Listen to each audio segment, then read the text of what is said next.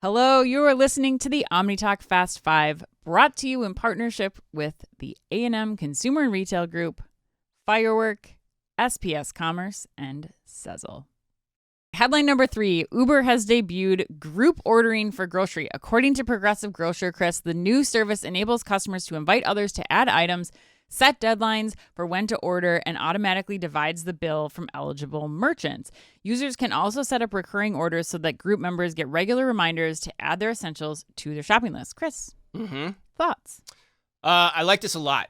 Yeah, me too. I think it's a big headline. We've talked about group buying a lot in the show, why it hasn't happened in the States. This is an evidence that trend might be happening. Yep. But the other thing, too, is it highlights for me the importance of what we covered in our bunch of podcasts recently, about a couple months ago, and that is namely that people want groceries on regularly scheduled intervals. And the idea that group purchasing together on a truck or a car like Uber's doing here has economic benefits both for the end consumer and for the retailer.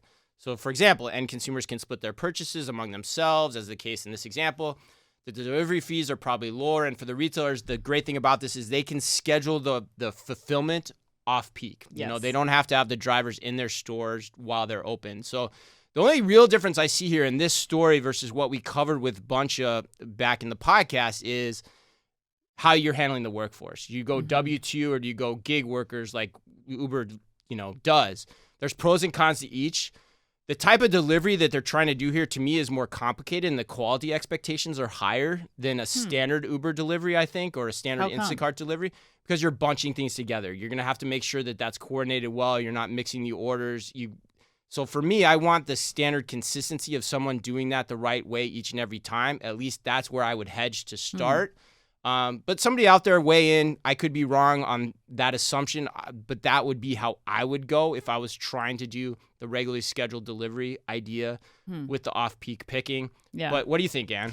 I mean, I didn't really think about it. To me, it didn't seem like operations will have to change that much. It's just going to be like, I think they have the tools to do it. It's just going to be the drop-offs will be, 4 bags instead of 2 bags. So yes, you might have some instances, but it doesn't seem like it'd be that different from just doing, 4 different orders to different homes that day. But I think for me, I agree. There's a lot of potential here. This is very common in, China specifically. Temu, that app has been, they've been doing it with that for a long time. But for me, I think the concern is really about how you get customers engaged in this. Like it makes sense if if you have 3 roommates living together at college, but I mean, how are you going to get, larger segments of the population to do this? And Bunch is successful in doing this because they've dropped the delivery rate down to $1, and some change. Yeah.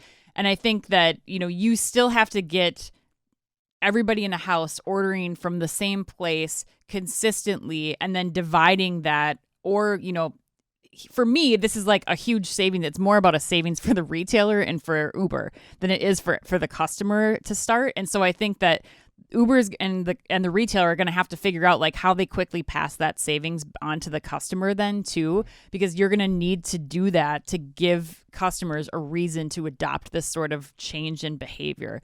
And I think it's possible, especially with the looming recession that we keep talking about, inflation and the price of groceries. Like I think there's potential here. I just think it's really going to depend on how you incentivize the customers to order this way. Yeah, right. And to that point, Ann, the other point I would mention on this story is, mark my words, but in the span of the next, I would say, if I was predicting here, I would say in the span of the next 1.5 to 3 years, we will see regular scheduled deliveries as an option on the PDP. Oh, for sure. Yep. I completely agree. It's not with there you. now, but it's coming. And services like this, like Buncha, like Uber, are going to be the ones that enable that for retailers, along with a whole host of other technologies as well. Yeah, especially as, free returns go away, delivery costs increase. Like, without a doubt, we will definitely start to see more scheduled and planned ordering. Yeah, so if you're listening and you're running e-commerce, that's something I would highly, highly recommend you start to look at as an option for your delivery scheduling